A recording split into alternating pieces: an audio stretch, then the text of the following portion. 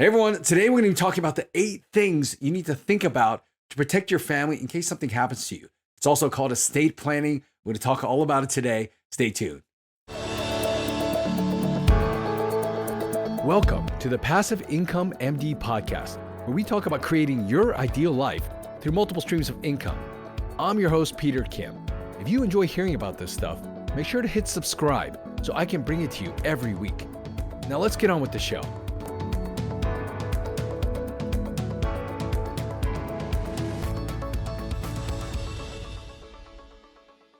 Now, thinking about your own mortality is not something I typically do because it's definitely not fun. I like thinking about possibilities. I'm an optimistic person and I like planning my future. That's a lot more fun for me in my book. I don't know how it is for you. However, over the last several years, with everything going on in the world, estate planning has definitely been on my mind. There's been a lot more uncertainty and I've aged and I've seen a lot of different things happen over the last couple of years that have made me think about it. Now, what happens to my family if something unexpected happens to me? Again, don't get me wrong. I expect to live a long life, trying to take care of my health, take care of my diet, my exercise, my mental health, all of that. I really made a priority over the last several years. But I know there are things that I can't control.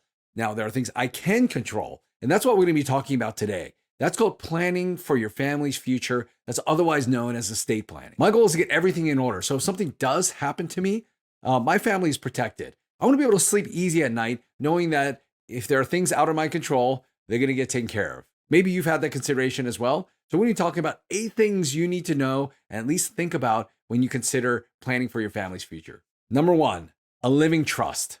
A living trust is simply a set of instructions for what happens to your assets after you pass. Now, many of you have heard of a will. I thought those two were the exact same things until I got educated on the subject. A trust allows you to assign a trustee, someone who will take care of your beneficiaries, make sure that the assets get split up according to your instructions. Now, trust has 3 major benefits.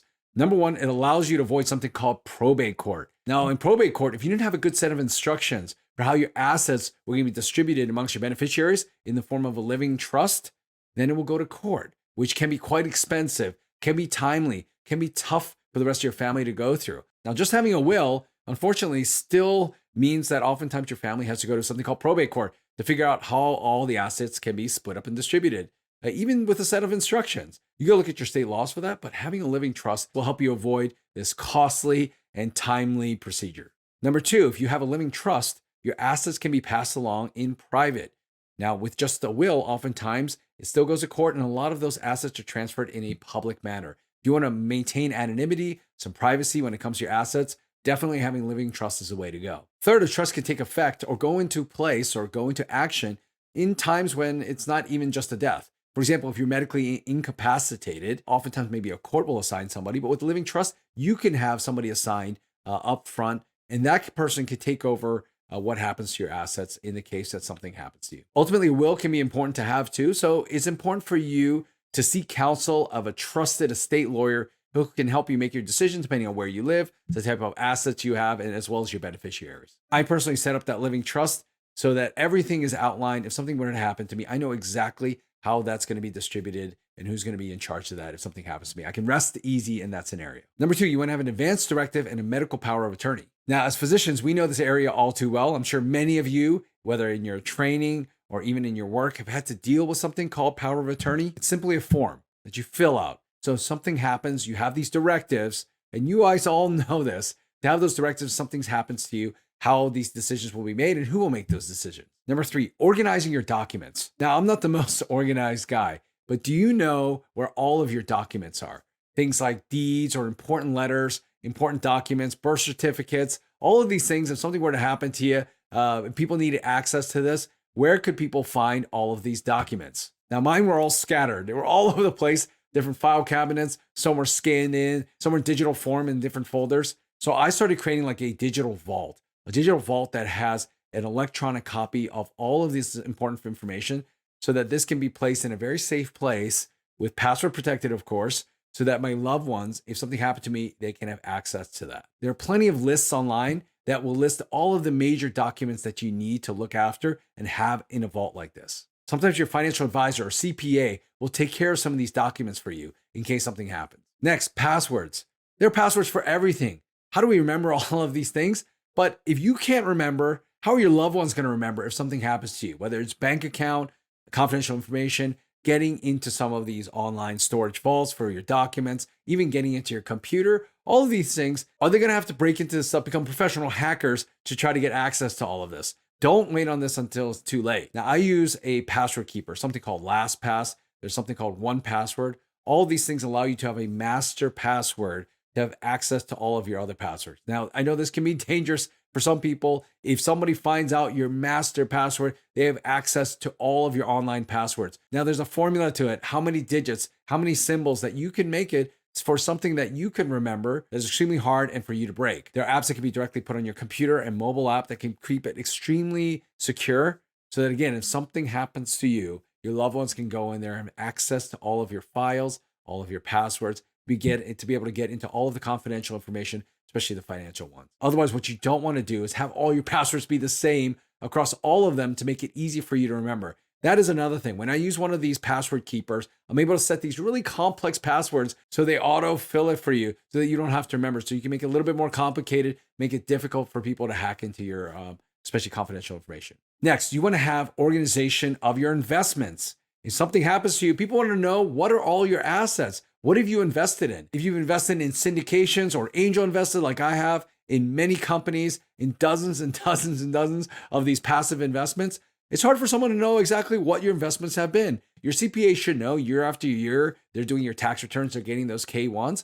But it'd be nice for you to have somewhere where it's all organized on a list, on a sheet for someone to be able to find if something happens to you. For me, that's really simple. I keep it on an easy Excel file that clearly states what that investment is. I put that into my document vault and it's stored there in case something happens to me. And the last two have to do with insurance.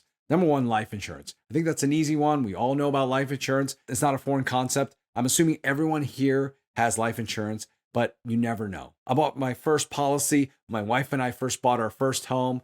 It was a term policy for a set amount of years, for a certain amount. It was there. So if anything happened to me, I knew that my wife would be okay financially. As I've gotten kids, as my assets have grown, as my obligations have grown, I've actually bought additional policies to make sure, again, financially, worst case scenario, something happens to me, everyone is protected financially and that nobody has to be in financial hardship. That's an easy one. Just find your insurance agent, figure out whether you have the right amount of coverage considering your assets, your age, and all your dependents. And lastly, disability insurance. Of course, there are other things to consider besides death. Personally, I know some people have gotten injured outside of their day job and some inside, where it's really impacted their ability to work and do what they need to do. Now, many of you listening or watching this are skilled people. You use your hands, and if something happens to your hands, then it really impacts your ability to do a good job at your work. I'm an anesthesiologist, and I put in epidurals, I put in IVs, I will intubate, but if something were to happen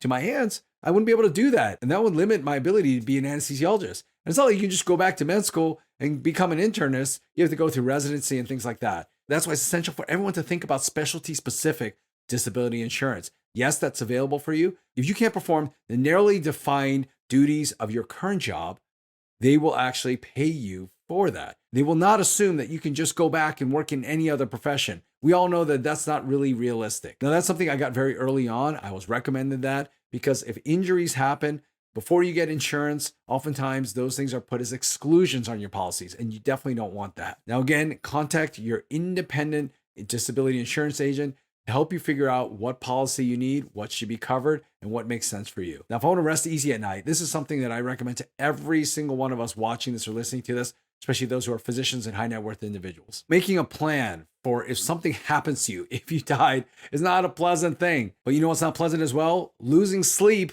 thinking that if something happened to you, your family wouldn't be protected. I want to know that if the unpredictable happens, my family's well-being is taken care of. I can rest easy. This has not necessarily been an easy process to figure all of this out. Using this as a checklist, you can make sure that you get all of the major issues taken care of. And then again, you can rest easy. In a funny way, preparing for death, preparing for this type of situation actually allows me to live my life better, to live a more enjoyable life, because that is the ultimate goal, to enjoy life with the people I love. Thanks so much.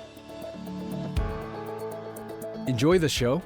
Let me know by dropping a review in the podcast app you're listening to us in. And if you haven't already, make sure to hit subscribe. Are you a part of our community yet? Join thousands of physicians who are also on this journey to creating their ideal lives through multiple streams of income. You can join us on our Facebook group, Passive Income Docs, and you can always learn more at our website, passiveincomemd.com. Thanks again for allowing me to be a part of your journey. See you next time.